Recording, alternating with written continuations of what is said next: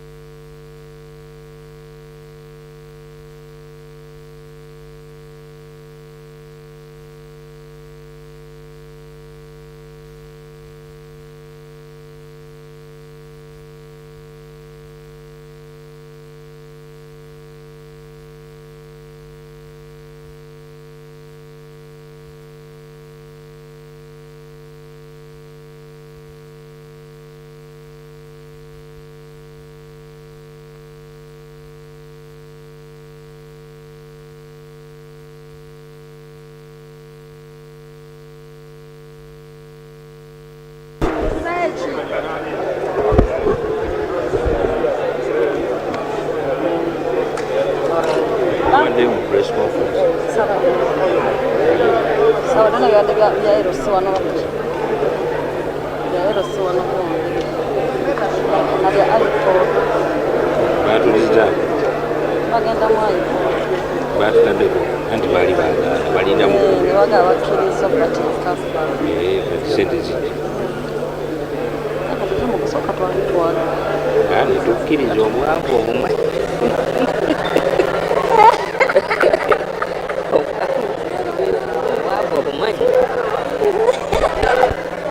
Wakiso.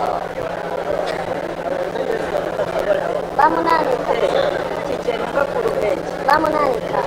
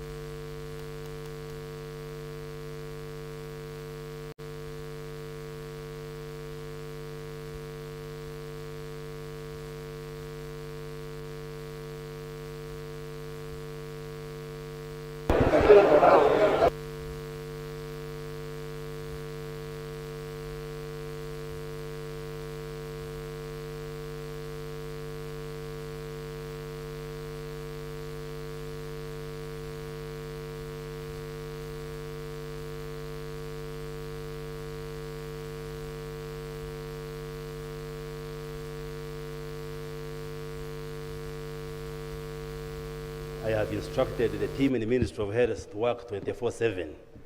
And tomorrow, when we convene, I come with a comprehensive paper outlining the interventions which we are pursuing, both the school system, but also in the country, so that we highlight the way government is responding to this challenge of malaria. So tomorrow, I will be ready in the afternoon to give a comprehensive report to Parliament. Thank you. Thank you. And that would also help to guide the nation, to guide the members of the public. Absolutely. Thank you. Thank you. Next item. Procedure, Honorable Sir Kabira. Is it procedure? Sir Kabira, is it procedure? That's right, Honorable Speaker. Yeah. Under Rule 8, Right Honorable Speaker. Right Honorable Speaker, 3 weeks ago, the leader of opposition raised a matter concerning medical interns. The same was raised last Thursday, and I'm glad the minister is here. He had committed that today he will present a policy by government on the interventions that are undertaken to make sure that our medical interns are catered for. I am glad 2 days ago I saw him in Mbarara General Referral Hospital, where he found 2 medical interns covering the ICU. May it please you to ask the minister to give us the developments from cabinet on the placement of medical interns. Thank you. Honourable Minister, do you have any update for the House?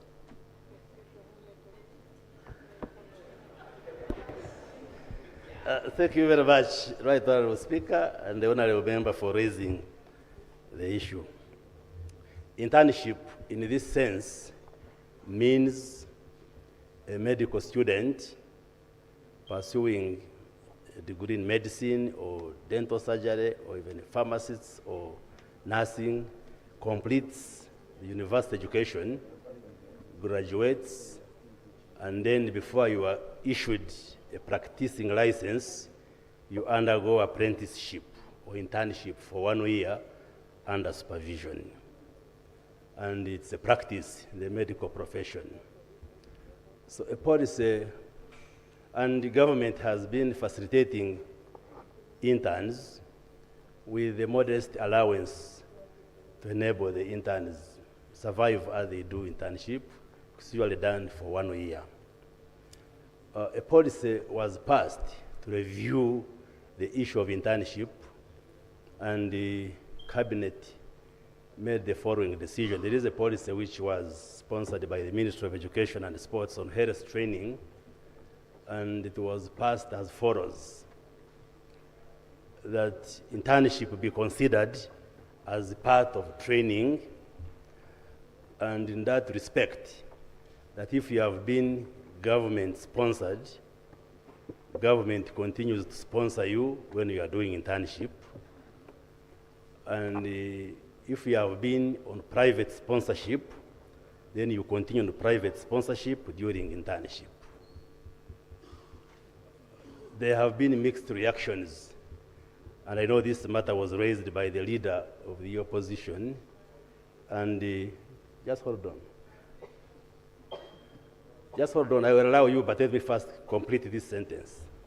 And the Right Honorable Prime Minister and Her Excellency the Vice President made a commitment, and indeed we are relooking at that policy measure. I am drafting a cabinet paper to take back to cabinet so that we look at that decision again. And I think the concerns are genuine, because internship, much as you are under training, but you are also providing a service. So I want to request Parliament to be patient, because this is a matter which was canvassed in the cabinet. I cannot singularly reverse the position, so you give me time at the earliest. Once cabinet has put me on the agenda, I will present a paper, and then once the decision is taken, I will come back and brief Parliament on the matter. Thank you. I will allow you only Excuse me, one. Minister. Honourable Minister, I will allow you only one if you want. I also want you to clarify on the issue of the... Honourable Minister, whom did you allow? I just He allowed want to me. know. He allowed me. I'm the one who raised it Please, the other time. Honourable, please, that's not how we do. Whom did you allow? No, it's not a matter of grabbing the I microphone. beg that you allow the two.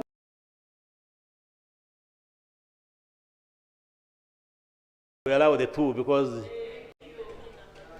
I am trained to be very humble to ladies. Thank you so much. Maybe Thank you. And As men long as are they are known brief. for grabbing from women. as long as they are brief. Thank you, Right Honourable Speaker, and thank you, Honourable Minister. Honourable Minister, your response where you stated that there has been a cabinet decision that interns be treated like interns be treated like they are on a training. Truly, they are on a training. But Right Honourable Speaker, the clarification I'm seeking from the minister is that sounds like there's a policy shift or change, if I may call it. And I think it would be prudent that you, the minister, comes with that policy shift or change, and we also debate it perhaps. That is the clarification I'm seeking. Is there a policy shift, or it is just a cabinet decision, but I think it tantamounts to a policy shift. Thank you so much. Thank you, Honorable Minister. Honorable Minister, I want to bring it to your attention that in the 2024-25 cohort and 2025-2026 cohort, there are some interns who are not paid. These are the clinical officers who are doing the internship. Because this is not the same as their salary, this is just an allowance, but they are around 300. And secondly, the senior house officers.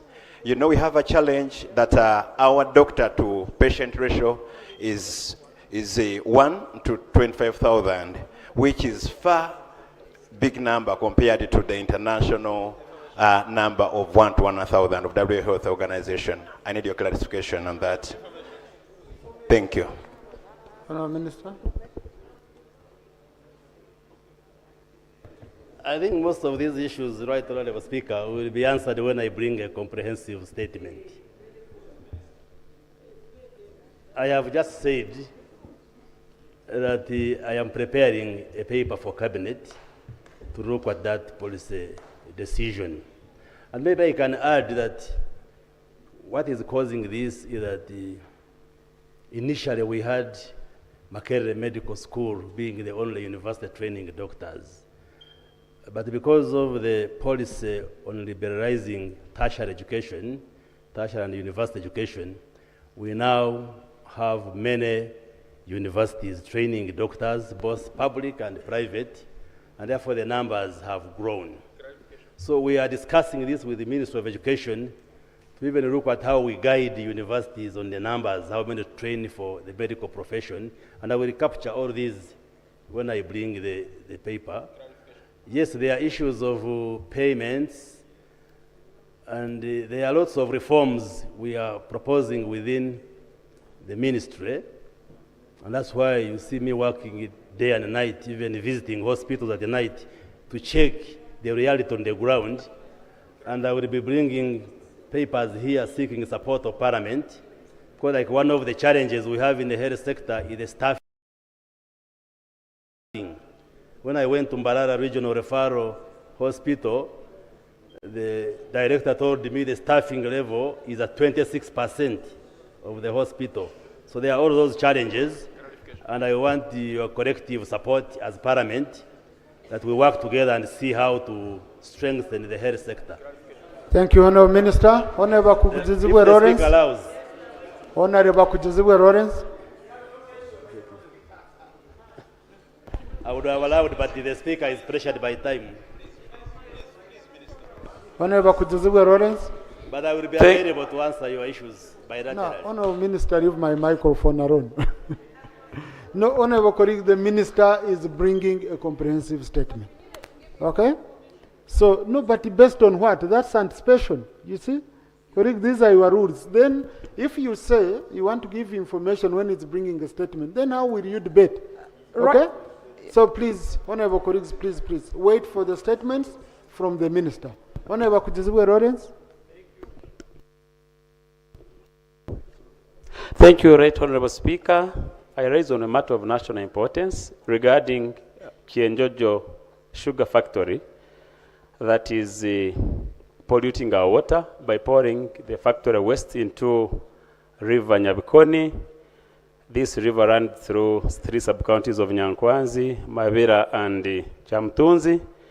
And it also pours the water into River Mzizi, which also pours the water into Lake Albert. So aquatic life is affected. People's animals have been affected. There is a farmer who has lost 100 birds because of consuming that water, because these people don't have a soak pit to dispose of their waste. So my prayer is to the Minister of Water and Environment to compel this factory to have their own soak pit within their factory so that our people can be safe and use the water for domestic activities. I thank you, sir. Honourable Minister for Industry.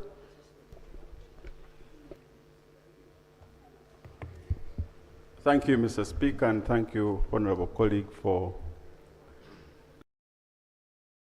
the information and the query.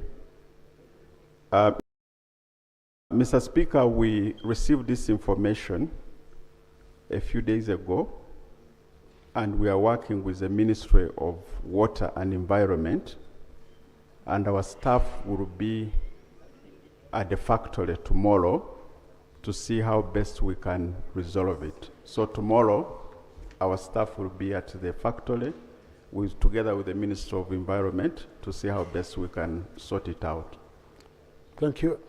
Next item. Item 3 on the other paper, laying of papers. 1, Petroleum Funds annual report for the period ended 31st December 2025. Honourable Minister for Finance.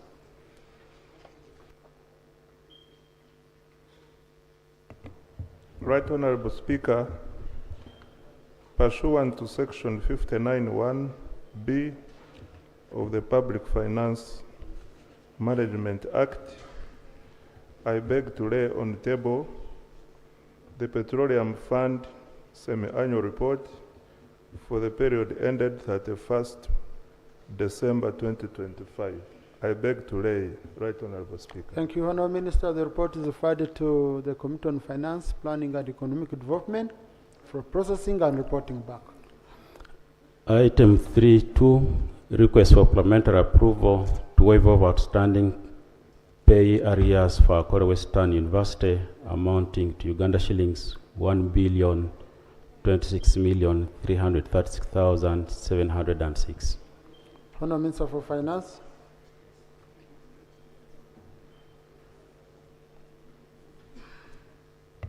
Mr. Speaker, sir, pursuant to Section 43(2) of the Tax Procedures Code Act, I beg to lay on the table the waiver of outstanding pay-as-you-earn arrears for Ankole Western University amounting to Uganda shillings 1.026 billion. I beg to lay. Thank you, Honourable Minister. The request is referred to the Committee on Finance, Planning and Economic Development for processing and reporting back. Item 3.3, request for parliamentary approval to waive off outstanding tax arrears for Uganda Printing and Publishing Corporation amounting to Uganda shillings 13,954,269,455. Honourable Minister for Finance.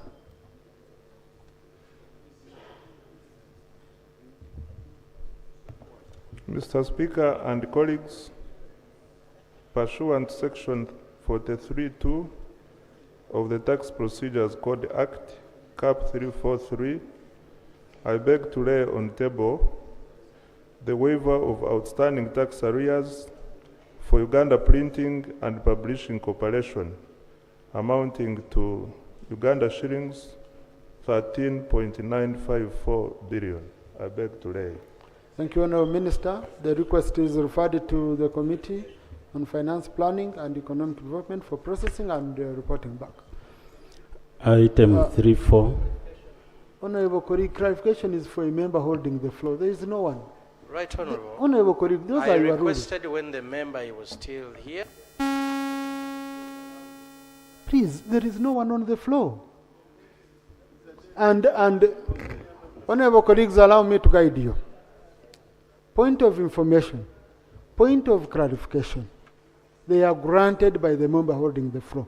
And that member can accept or reject. It's not mandatory. So if a member was on the floor and he declined, it's not my problem. Though we request them to always be generous. Honourable, okay? So continue. Honourable. Item 3.4, request for parliamentary approval to waive off outstanding tax arrears for K-Roma amounting to Uganda shillings 1,864,329,231. Honourable Minister. Right Honourable Speaker, pursuant to Section 43(2) of the Tax Procedures Code Act, Cap 343, I beg to lay on table the waiver of outstanding tax arrears for K-Roma amounting to Uganda shillings 1.864 billion. I beg to lay.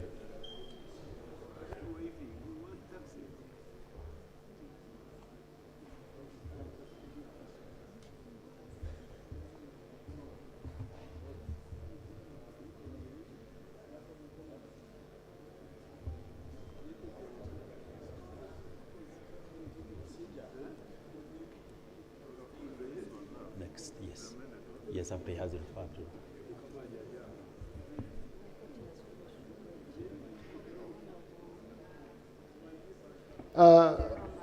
Thank you, Honourable Minister. The request is referred to the Committee on Finance, Planning and Economic Development for processing. Procedure, Honourable Item Sewungu. 3. Procedure, Honourable Sewungu. Mr. Speaker, sir, thank you for granting me this chance. First, a procedural matter. Yes, I thank the Minister for Finance bringing those 3 entities which need a tax waiver. But in the public, those who are seeking for tax waiver are so many. So, like a procedure, know what process does he use to determine those who qualify to come here? But Honourable, when they bring the reports, what will you discuss? These are the issues you should be bringing to. Mr. Speaker. Yes, senior, when you're laying papers, you don't raise procedure on laying of papers in such a matters. So let finance go to work. When they come here, you task them during the debate, okay? Where should people go if they want to be given tax waivers? No, we are laying papers. Colleagues, I found you here and I learned from you that on laying of papers, okay? On laying of papers, there is no interruption. It's just laying of papers. I learned this from the seniors in the house, including Sewungu. Yeah, I can say I'm a good student. Item. Yes. Item 3.5, request for parliamentary approval to remit taxes. Honourable Minister for Finance. Mr. Speaker, sir, pursuant to Section 40, Cap 343, I beg to lay on table the request for parliamentary approval to remit taxes. I beg to lay. Thank you. Refer to the Committee on Finance, Planning and Monitoring for processing and reporting back. But, Honourable Minister, I hope you take note of the general discomfort on the issue of tax exemption. Maybe I can say the Committee of Finance, once it's handling, let them look at it and report and guide the nation on where. Maybe if you want to say something about that. Honourable Nsamba, was it related to the same? Let me first allow Honourable Nsamba, and then you can answer at once. Thank you very much for having insisted when you are declining on what the minister presents to us here. The Auditor General approved tax waivers of 8.5. The minister has come to us here with 13.9.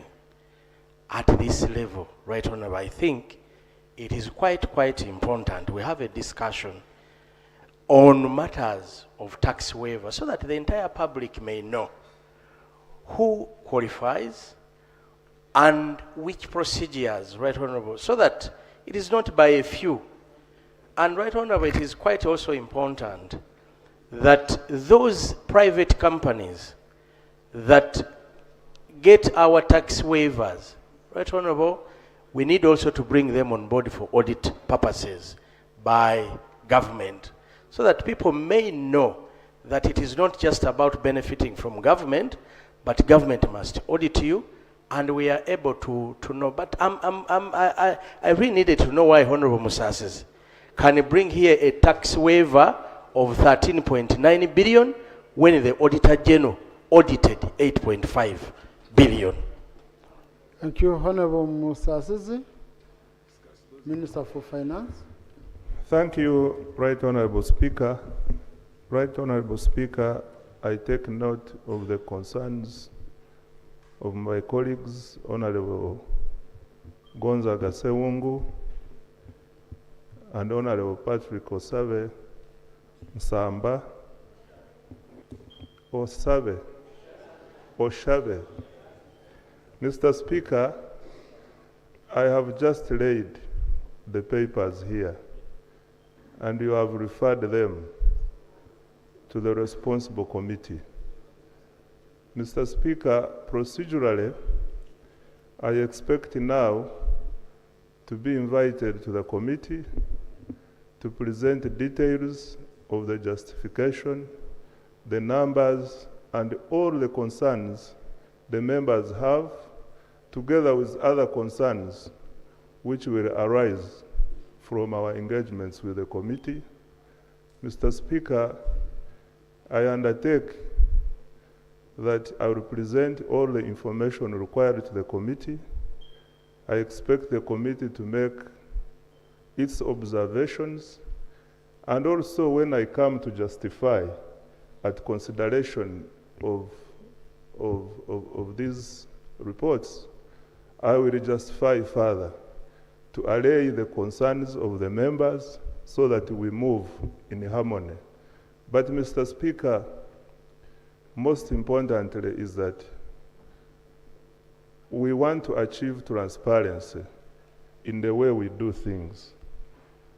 And in order to achieve this, I want to undertake that if the House can accord me a slot, I can come here to specifically respond to the issue of how our taxpayers can access the waivers, because it's a concern which keeps coming. I want a businessman from Kasanda who does not know any of us to come to our systems and be able to access a waiver like any other person who is known to us who are able to recommend waivers. Mr. Speaker, I submit, and I undertake that the House bears with me. When we come back to discuss, I will give full details and also respond to questions which members have raised, and also other questions which you have not raised, but out of my experience, which I feel are of a concern to this House and the public. Thank you. Thank you. Thank you, Honourable Minister, whenever you are ready. Okay? Whenever we want business from you, so please, even if you have it tomorrow, we shall give you space on the order paper. So whenever you're ready, we shall grant you space. And honourable colleagues, I think this is even, by the way, now we have a chance to ask these questions, because you remember previously, it was the minister having final powers until we amended the Tax Procedures Code Act, where we said, no, the final approval should come from Parliament. And I think Honorable Msasizi was the chairman for Finance Committee, the one who pushed for that. So thank you, Mr. Speaker. Maybe on a light note, I am the one who removed the powers from the minister to Parliament, and now here I am. Here I am practicing what I was trying to prevent. But it is good for transparency and to make the public, because we hold these, we do these decisions in trust. It is good for the people who have given us responsibility to have full knowledge of what we are doing. Thank you. Thank you. Next item. Item number 4 on the order paper, approval of the verification committee for the by-election of members of the East African Legislative Assembly.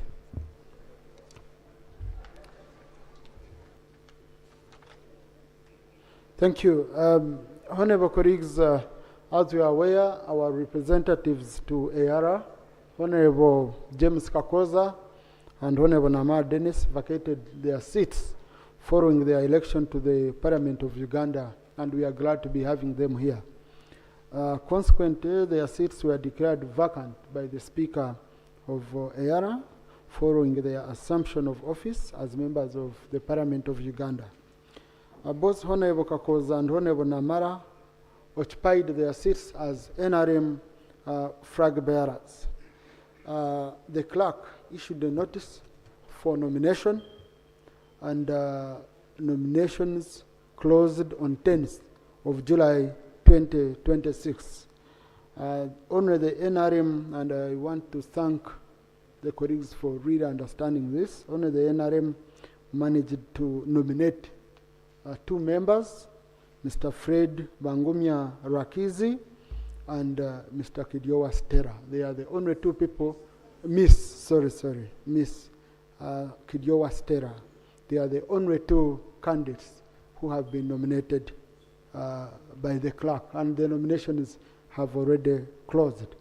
So the rules require that these members be endorsed by the House, but Appendix C of our rules 8.2 requires that we appoint a vetting committee, and that vetting committee has to be approved by this House, and 8.1, yes, and a committee of 20 people approved by this House, so that the members appointed, since they are outside Parliament, they are not from among members of Parliament, they have to be considered and ensure that the requirements of Article 50 of East African Community Treaty is fulfilled. So the Speaker hereby nominates the following members to the committee.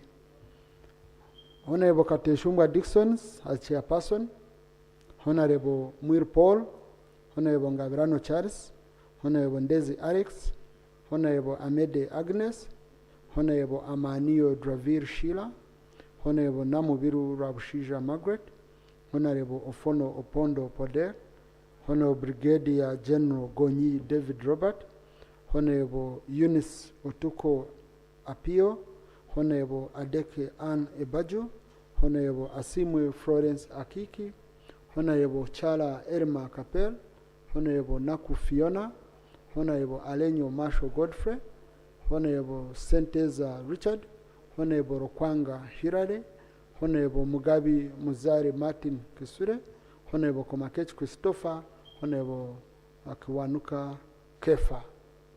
Honorable colleagues, I now put the question that the verification committee for the by election of members of the East African Legislative Assembly be approved.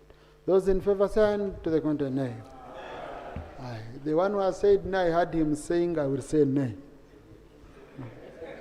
And I've known him, but he's a good friend of mine. Honorable colleagues, this committee, look, business is going on at Tayara. These are 2 people. Really, we only need to see whether they qualify to be members of Parliament. The issue of gender is even now much more sorted, because there were 2 men. Now we have sent a man and a woman. Okay? Political representation is clear. So this committee should sit tomorrow and report back to the House on Thursday, so that we sort out this issue and our colleagues go to work at Tayara. Okay? So tomorrow sit and we close this chapter by Thursday. Ensure you report back by Thursday. Next.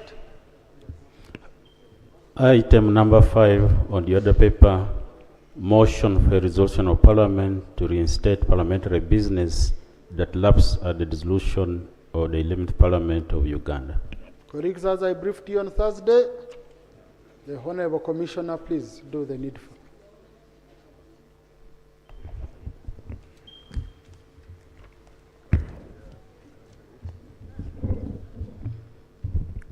Motion for a resolution of Parliament to reinstate parliamentary business that lapsed upon the dissolution of the 11th Parliament.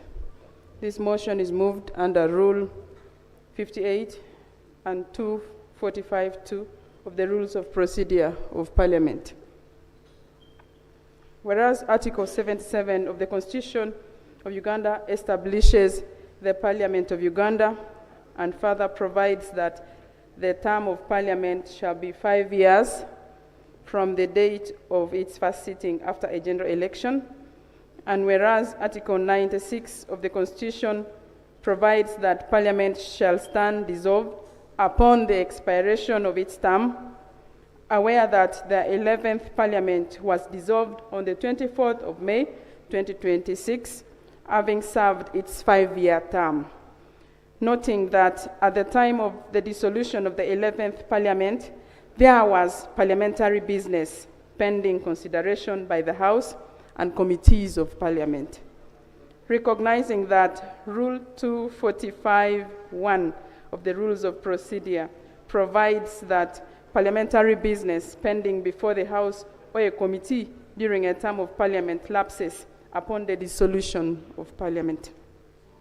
Appreciating that Rule 245(2) and 4 of the Rules of Procedure authorizes Parliament to reinstate by resolution within the first 14 sittings of the first session of the parliamentary business that lapsed upon the dissolution of the previous Parliament. Cognizant that parliamentary business that lapsed upon the dissolution of the 11th Parliament is of vital nature, relating to statutory reports, petitions, and statutory instruments, the consideration and approval of which is a preserve of Parliament. Now, therefore, be it resolved by this House that the following parliamentary business, which lapsed upon the dissolution of the 11th Parliament, be reinstated. 1. The political parties and organizations, inter-party organizations for dialogue resolutions 2025. 2. The annual report of the Auditor General to Parliament for the audit year ended 31st December 2025. 3.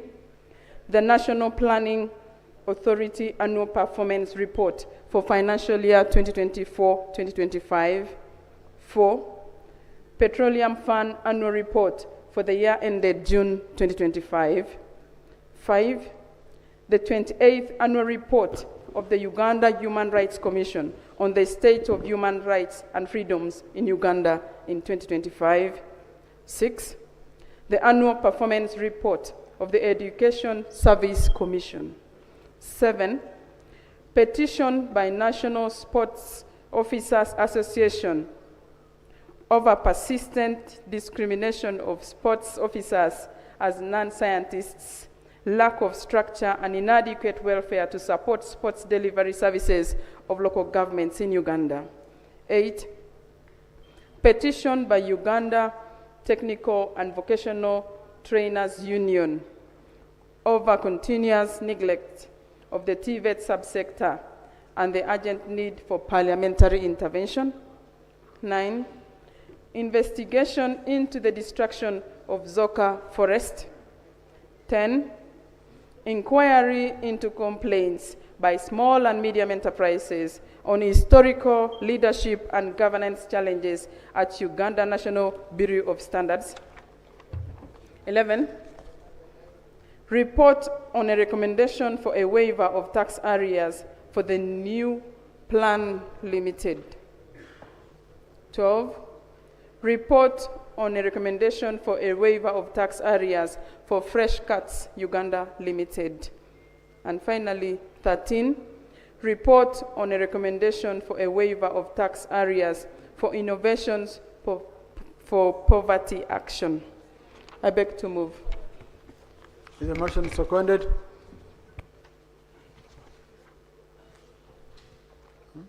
Yes, Honorable Kakoza James, Honorable Nambeshe, Honorable Pachito, Dr. Musa Noah, Honorable Chon, Honorable Kanushu, Honorable Kasbat, Honorable Rakojo, Honorable Paparu, Honorable Yeku, Honorable Timugiwe, Honorable Yomre Kugonza, Honorable Ndezi, Honorable Babiku, Honorable Rinda, Honorable, but the whole house.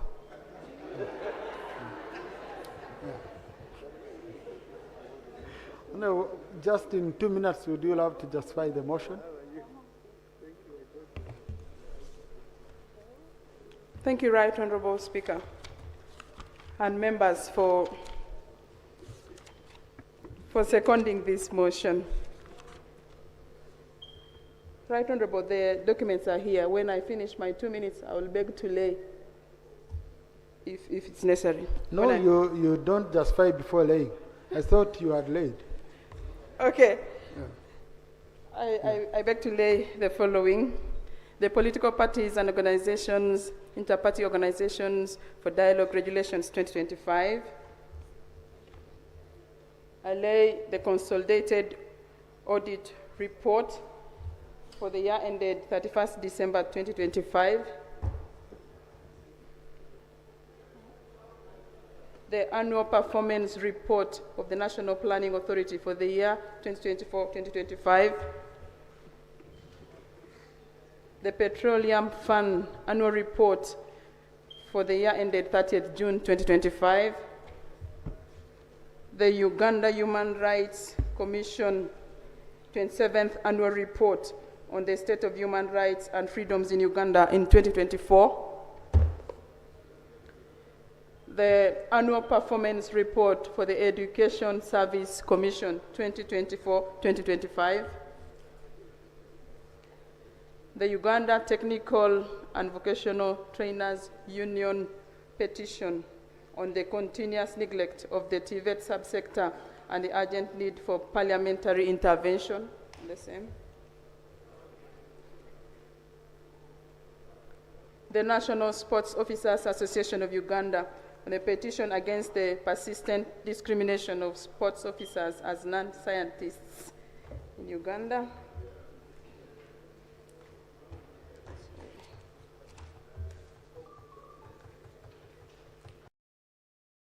The letters for tax waivers on the areas of New Plan Limited, the waiver of the outstanding tax areas for Fresh Cuts Uganda Limited, the waivers for tax areas of the innovations for poverty action, and the write-off of tax by Klembe Mines Limited. So,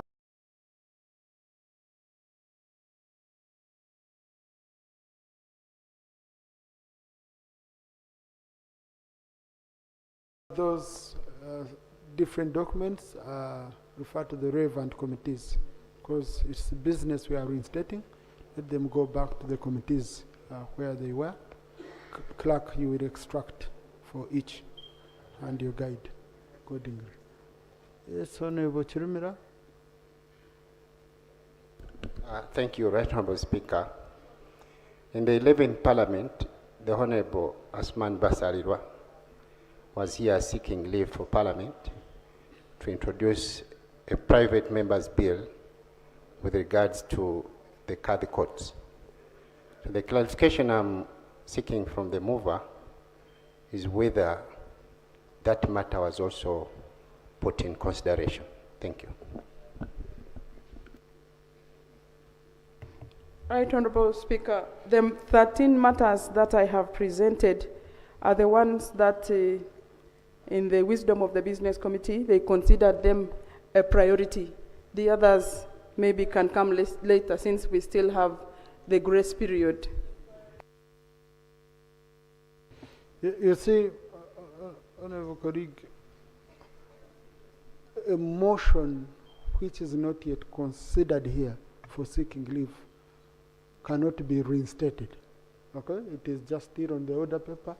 Leave is not yet granted. Okay? So, but also even for those bills where a member had already moved that much, any member can come and take them up, okay, and reintroduce them. So I would encourage you, if you're interested, this can be one of the issues you can take up as a member. You come, we grant you leave, and you continue the business.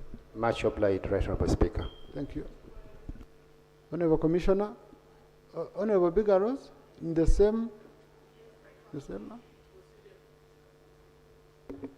Right Honorable Speaker, thank you for this opportunity. Right Honorable Speaker, West Nile victims who suffered loss during the Konyu attacks in the national park and also Sudan was raised in the 11th Parliament. Two, the tobacco farmers were to be compensated and this was not completed. I would kindly beg this be part of the business that is to be shifted to the 12th Parliament. Thank you.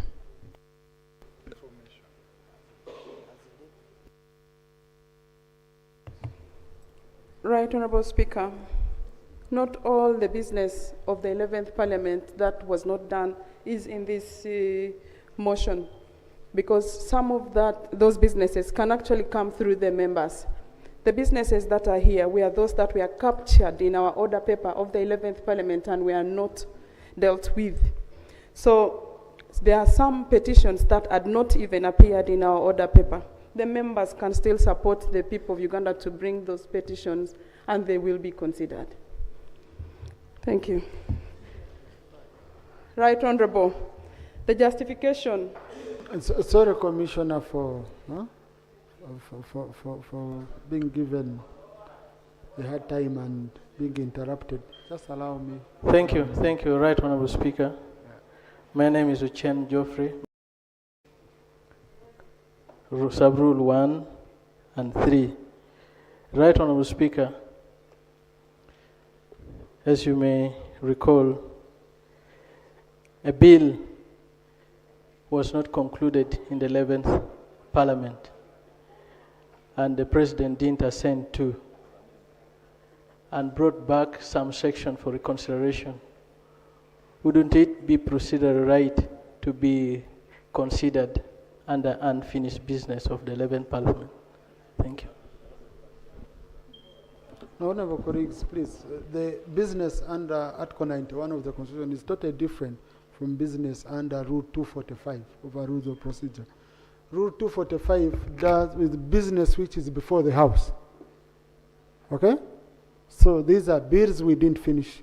These are petitions we didn't finish. But then business under which the President recommits to the House is business which the House had completed. In fact, when we are communicating to the President, we don't send him a bill. We send an act. He assents to an act. Okay? Then once he returns back is when we reconsider. So Honorable colleague, it can't be the same because under Rule 245(3), which you're referring to, it means it's a fresh reference. We have to start afresh from the beginning. But here you are only limited to only the clauses which the President referred to. You can't open up any other clause in the law. Guidance, Honorable Muiru. Thank you so much, Right Honorable Speaker. Right Honorable Speaker, given your guidance on business under Article 91, this takes me to there are bills which Parliament passed into act forwarded to the President for assent.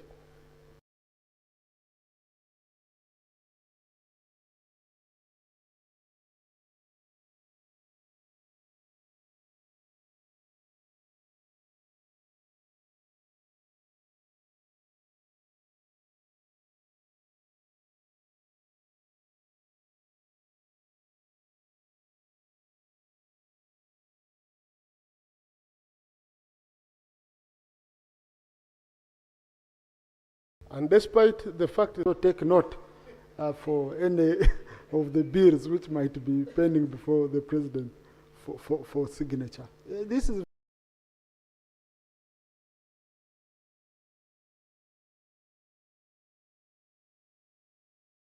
very important for us to be able to do our work. Honorable colleagues, why don't we move?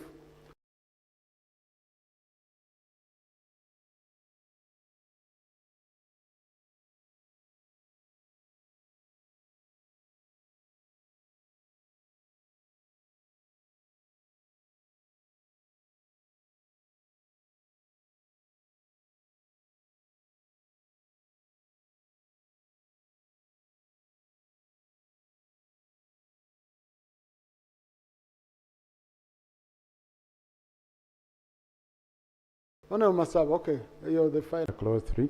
And then clause 5 tells us Parliament shall within 6 months after the submission of the report. 5 tells us Parliament shall within 6 months after the submission tells us Parliament shall within 6 months after the submission of the report referred to in clause 4 of this article debate, consider and report the report and take appropriate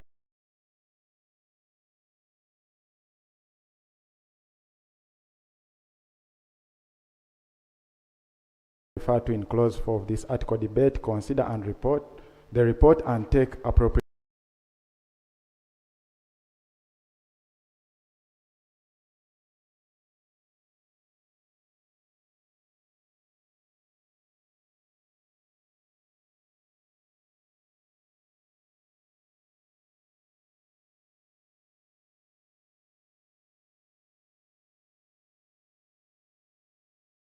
this month, 2 weeks away from now. So our 29th, which is this month, 2 weeks away from now. So us continuing with it or reinstating it, in my view, would be an illegality which could be challenged. I think the Auditor General would be an illegality which could be challenged. I think the Auditor General would maybe begin afresh the process, and we know when the Auditor General has brought the process, and we know when the Auditor General has brought or when he has laid before the process, and we know when the Auditor General has brought or when he has laid before.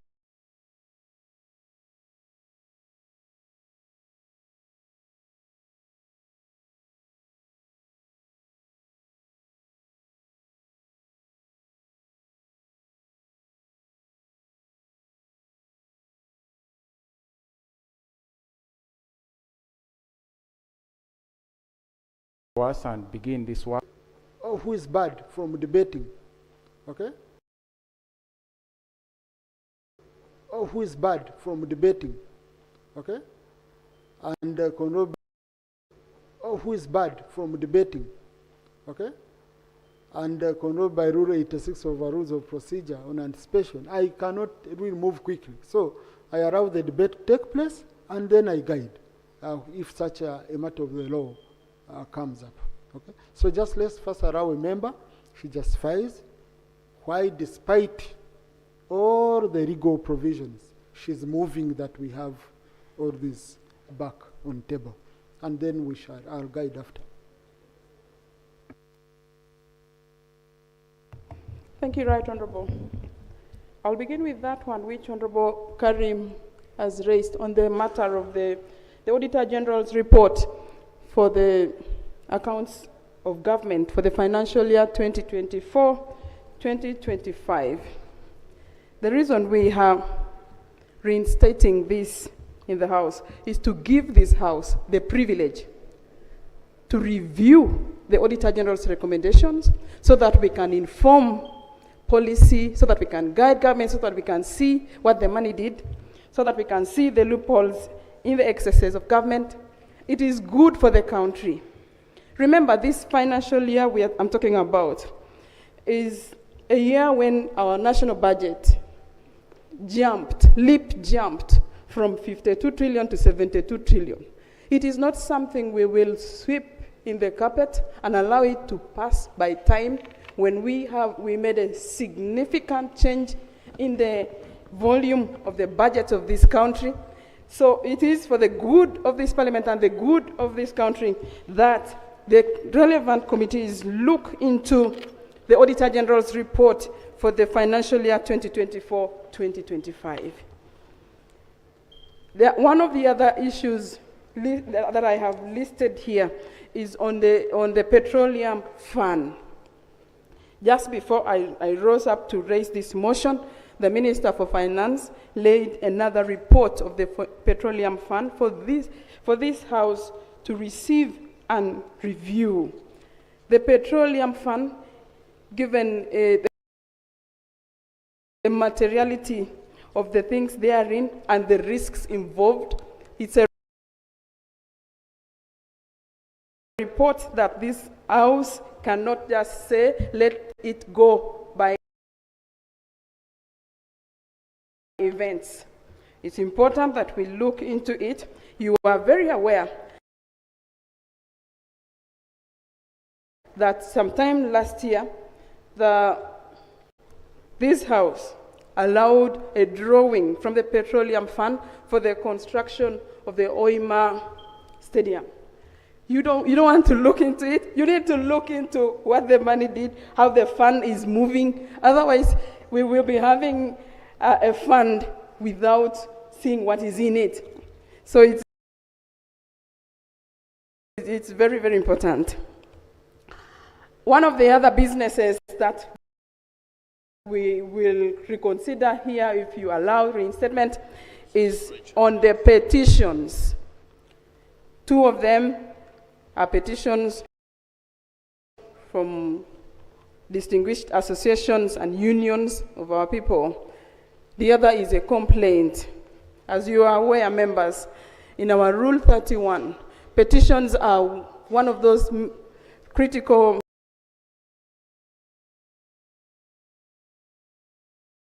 means in which the public can communicate to government through us. It is how they present their grievances and their matters.